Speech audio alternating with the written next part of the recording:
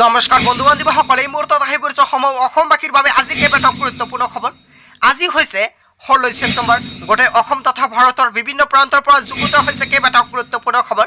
এনেবোৰ খবৰ নিতৌ পাই থাকিবলৈ চেনেলটি ছাবস্ক্ৰাইব কৰি ভিডিঅ'টিত এটা লাইক কৰিবলৈ নাপাহৰিব।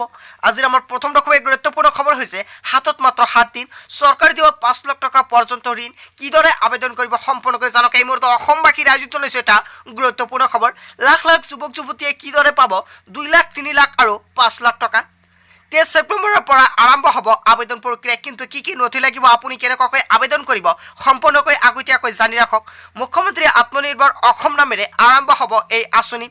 প্ৰথম বছৰত 1 লাখ যুৱক যুৱতীক 2 লাখ টকা 3 লাখ টকা আৰু 5 লাখ টকা দিয়া হ'ব বুলি ঘোষণা কৰিছে মুখ্যমন্ত্ৰী ডক্টৰ হিমন্ত বিশ্ব শৰ্মাই। আৰু ইয়াৰ বাবে যুৱক যুৱতীসকলে দিব লাগিব প্ৰজেক্ট। আপুনি কেনেকৈ প্ৰজেক্ট দিব লাগিব, সমান্তৰালভাৱে যুৱক যুৱতীসকলৰ শিক্ষাগত অৰ্হতা নিৰূপণ কৰা হ'ব। আৰু ব্যৱসায় বাণিজ্যত তেওঁলোকৰ অভিজ্ঞতা কিমান সেয়াও পৰীক্ষা কৰিব চৰকাৰে। আৰু এই টকাৰ 50% দিব চৰকাৰে আৰু বাকী 50% সুদবিহীন লোন হিচাপে প্ৰদান কৰা হ'ব। চৰকাৰে 5 বছৰলৈ ঋণ সুদ প্ৰদান কৰিব বুলি মন্তব্য কৰিছে। হয় বন্ধু বান্ধৱীসকল, যদি আপুনি টকাটো লাভ কৰে তেন্তে চৰকাৰে 5 বছৰলৈ ঋণৰ সুদ প্ৰদান কৰিব আৰু 5 বছৰ পিছত আপোনাৰ ভৰিব লাগিব। আৰু 23 তাৰিখে আৰম্ভ হ'ব এই আঁচনিৰ আবেদন। 23 ছেপ্টেম্বৰৰ পৰা আৰম্ভ হ'ব পঞ্জীয়ন পৰ্টেল। অনলাইনত প্ৰথমতে আপুনি কৰিব লাগিব ৰেজিষ্ট্ৰেশ্যন আৰু অনলাইনত ৰেজিষ্ট্ৰেশ্যন কৰাৰ পিছত সৰ্বমুঠ কিমান পঞ্জীয়ন কৰিলে তাৰে তথ্য সংগ্ৰহ কৰিব চৰকাৰে। আৰু ইয়াৰ পিছত এটা এটাকৈ পৰীক্ষা কৰিব ক্ৰাইটেৰিয়াসমূহ। বয়সৰ সীমাৰ পৰা আৰম্ভ কৰি শিক্ষাগত অৰ্হতালৈ বহু তথ্য দিব লাগিব আপুনি। আৰু ইয়াৰ পিছতেই নিৰূপণ হ'ব কোনে পাব 2 লাখ, কোনে পাব 3 লাখ আৰু কোনে পাব 5 লাখ টকা। হয় বন্ধু বান্ধৱীসকল, চৰকাৰে এটা ডাঙৰ প্ৰশ্ন উত্থাপন কৰিছে। ইয়াৰ বিষয়ত আপুনি কি মন্তব্য কৰিব? যদি আপোনালোকে ইয়াৰ বিষয়ত কিবা মন্তব্য কৰিব লগা থাকে তেন্তে নিশ্চয় আপুনি কমেণ্টৰ জৰিয়তে জনাবলৈ নাপাহৰিব। তাৰপিছত অসমবাসী ৰাইজক জনাইছে আমাৰ 2 নম্বৰটো খুবেই গুৰুত্বপূৰ্ণ খবৰ। আৰু মাত্ৰ 15 দিন অচল হৈ পৰিব 2000 টকীয়া নোট। হয় বন্ধু বান্ধৱীসকল, আপোনালোকে ঠিকেই শুনিছে। যদিহে আপোনাৰ হাতত 2000 টকীয়া নোট আছে তেন্তে আপোনালোকৰ কাৰণে খবৰটো খুবেই গুৰুত্বপূৰ্ণ খবৰ। আপোনাৰ হাতত 2000 টকীয়া নোট আছে নেকি? 2000 টকীয়া নোট সাল সলনি কৰাৰ শেষ সময়সীমা আহি পৰিছে। 30 ছেপ্টেম্বৰ শেষ সময়সীমা। ৰিজাৰ্ভ বেংক অফ ইণ্ডিয়াই বান্ধি দিছে শেষ সময়সীমা। ছেপ্টেম্বৰ মাহত বেংক বন্ধ আছে 16 দিন। মাত্ৰ 14 দিনৰ বাবেহে খোলা থাকিব বেংক।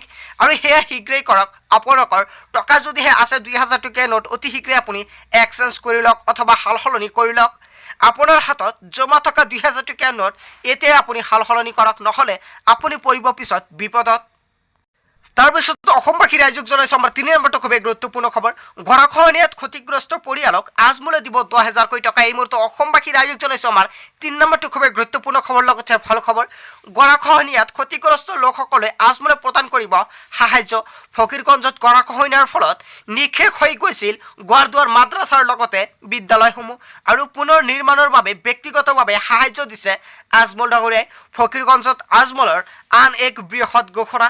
গৰাখহনীয়াত ক্ষতিগ্ৰস্ত পৰিয়ালক দিব 5,000 টকা। অধিক ক্ষতিগ্ৰস্ত হোৱা পৰিয়ালক 10,000 টকা দিব আজমল ডাঙৰীয়াই। ব্যক্তিগতভাৱে বদৰুদ্দিন আজমলে প্ৰদান কৰিব এই সাহায্য। বানপানী আৰু গৰাখহনীয়াক লৈ উপায়ুক্তৰ সৈতেও বৈঠকত আজমলে, লগতে মন্ত্ৰীক এই কথা অৱগত কৰিছে আজমল ডাঙৰীয়াই। আৰু এই সমস্যাৰ স্থানীয় সমাধানৰ বাবেই আলোচনা কৰিছে আজমলে।